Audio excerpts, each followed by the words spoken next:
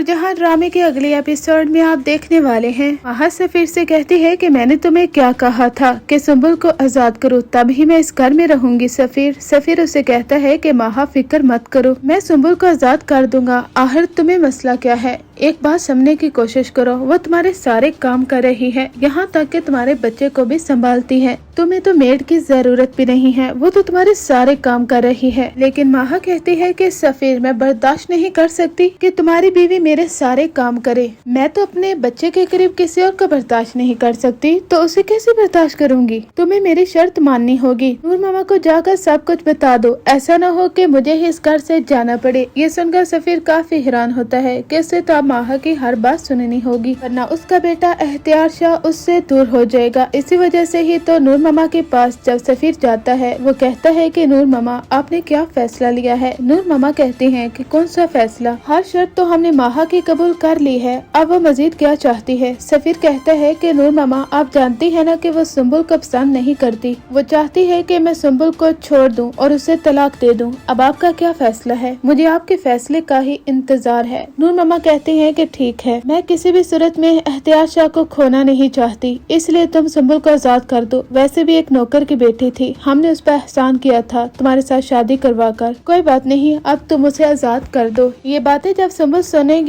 तो उसके पांव तले तो जमीन निकल जाएगी। वो कहेगी कि नूर मामा जिसकी मैं हर बात मानती थी, यहाँ तक कि नूर बानो और सफीना की बातें आकर नूर मामा को बताती, लेकिन नूर मामा ने मेरी कोई लाज न रखी। शायद मैं ही गलती पर थी जो उनकी बातें आकर इन्हें बताती रही। मुझे लगा कि ये मुझ पर तरस खाएंगी, लेकिन नहीं, ये तो मुझसे नफरत करती हैं। इन्होंने तो सिर्फ और सिर्फ एज अ नौकर ही मुझे ट्रीट किया है, इस वजह से ही तो हमेशा मुझे ताने देती हैं। सुंबुल काफी ज्यादा रोती है। नूरबानो सफीना उसके पास आकर कहती हैं कि तुम्हें रोने की जरूरत नहीं है, सफीर जैसा घटिया शख्स तुम्हें उससे बेहतर भी कोई मिल सकता है। सुंबुल समझने की कोशिश करो, तुम्हें नूर मामा के सामने डट कर खड़ा होना होगा और अपने लिए आवाज बुलंद करनी होगी। एक बात याद रखना, अगर चुपचाप ये फैसला तुमने सुन लिया ना तो हमेशा के लिए दब जाओगी। तुम्हें चाहिए कि तुम खुद सफीर से अलग का ऐलान करो, क्योंकि सफीर जैसा घटिया शख्स वो इस काबिल नहीं है कि तुम उसकी बीवी बनो। तुम्हें बोलना होगा। सुंबुल कहती है कि ठीक है, आज मैं नूर मामा को अपना फैसला सुना दूंगी। ये ड्रामे का बहुत बड़ा ट्विस्ट होगा जब सुंबुल नूर मामा के पास जाकर उन्हें कहेगी कि सफीर मुझे क्या आजाद करेगा, मैं खुद इससे आजादी लेना चाहती हूँ। मैं नहीं चाहती कि इस घर में मैं रहूँ और मेरा दम घुट जाए। ये घर नहीं बल्कि जेल है, यहाँ पर किसी की इज्जत नहीं की जाती। माहा ने एहतियार शाह को क्या पैदा किया, आपकी सारी अटेंशन उसकी तरफ होगी। नूर मामा एक बात याद रखिएगा, ये माहा ही है जो आपको इस घर से निकालेगी और आपको आपकी असलियत याद दिलाएगी। यही सब कुछ होगा जब माहा इन्हें इनकी औकात याद दिलाने वाली है।